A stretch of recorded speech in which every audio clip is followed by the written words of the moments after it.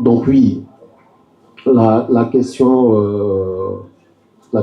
alors j'ai pas assisté au début des discussions, mais la, la thématique est autour de la cybersécurité, des systèmes industriels et de la protection des infrastructures critiques de manière générale. Euh, Effectivement, je suis expert certifié 62443, qui est la seule norme de cybersécurité industrielle qui existe au monde. Il y a un seul Africain et on est à peu près une centaine dans le monde. Et à côté de ça, je suis aussi ici à SSP, ce qui me permet aussi de comprendre les enjeux sur les systèmes d'information. Donc le clivage IT-OT est le cœur de mon expertise. Parce qu'aujourd'hui, nous sommes dans des systèmes de plus en plus intégrés. On ne peut plus faire la différence en réalité entre un système d'information classique, entreprise, et un système d'information industriel. Avant, si on fait un peu d'historique, rapidement, hein, si on fait un peu d'historique, c'est important de mettre un peu le contexte. Si on met un peu d'historique, les industriels disaient nous ne sommes pas vulnérables parce que nous sommes air gap. Nous sommes déconnectés du système d'information d'entreprise. Nous n'avons pas de système de remote access, d'accès à distance. Nous n'avons pas de système de maintenance à distance. Nous n'avons pas de système de monitoring à distance. Cette réalité a disparu au fil du temps. Et de plus en plus, nous avons des systèmes qui sont autonomes, qui sont intelligents et qui sont connectés. À partir du moment où on a un système qui est autonome, intelligent et connecté, naturellement, les puristes que vous êtes comprendraient qu'on augmente la surface d'attaque. Et on est de plus en plus exposé. Donc, premier point, c'est on ne peut pas faire le distinguo aujourd'hui. On ne peut pas analyser ou auditer un système d'information industriel complètement à part et le sortir du contexte du système d'information d'entreprise.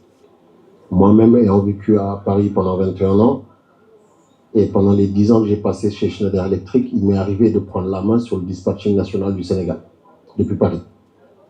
Il me suffisait d'appuyer sur un bouton pour créer un blackout au Sénégal. Au mois de novembre dernier, nous sommes venus réaliser un audit sur le TER du Sénégal. Naturellement, je ne vais pas dévoiler les résultats de l'audit ici, mais en tout cas, ce qui est dans l'analyse de manière générale, en Afrique, nous sommes très en retard sur l'appréhension même de la notion d'infrastructure critique. On parle d'opérateurs d'importance vitale. J'imagine que mes prédécesseurs ont parlé de systèmes de distribution électrique. Le Sénégal est maintenant un pays pétrolier et gazier. Les systèmes d'automatisme qui pilotent nos moteurs qui vont extraire le fuel, les systèmes de post-processing et les systèmes d'injection dans les pipes sont tous automatisés. Donc forcément, un système d'information industrielle, si on fait un breakdown assez rapidement, très schématique, on va retrouver le système d'information d'entreprise, level 4. Quand on descend un tout petit peu, on va retrouver une DMZ, une zone démilitarisée. Je le fais schématique, hein, je n'ai pas préparé un schéma. Et puis on va retrouver le level 2, qui va être plus du SCADA, donc système de contrôle et d'acquisition de données, qui permettent de se connecter avec un level 1 où on va retrouver les automates. D'accord? Et ces automates-là sont connectés à ce qu'on appelle des field devices, donc des capteurs et des actionneurs. Schématiquement, c'est ce qu'on retrouve. C'est les 4 niveaux qu'on retrouve dans un système d'information industrielle.